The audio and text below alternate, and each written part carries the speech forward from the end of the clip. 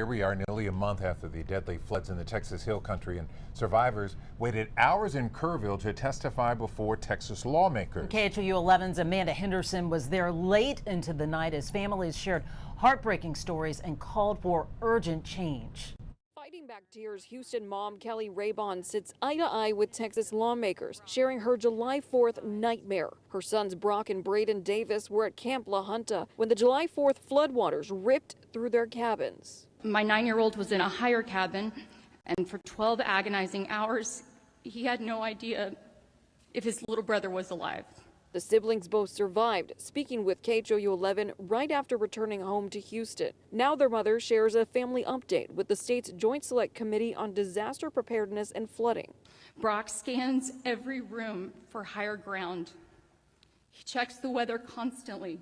He battles nightmares of water dripping from the ceiling or his mattress being wet. In a 13-hour special session with the state's Joint Select Committee, lawmakers heard from people impacted as well as local leaders who were grilled about a lack of planning, a delayed response. Testimony also bringing to light that 3 of the top Kerr County officials were asleep or out of town when the flooding started. Is there a protocol that needs to be put in place that if the 3 folks who are responsible at this moment are not available for whatever reason, what should we do?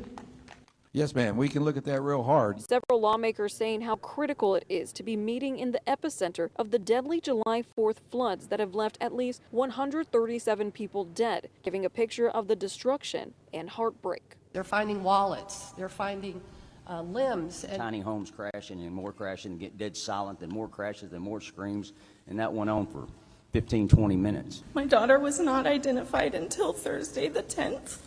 And the only thing that identified her at all was her charm bracelet. Through her heartbreak, Alicia Baker says sensors that set off sirens should be considered. That's my suggestion as someone that's living through a nightmare. Those on the select committee say they're taking the information they've learned back to Austin to continue to address flooding safety in this ongoing special session. In Kerr County, I'm Amanda Henderson, KHOU 11 News.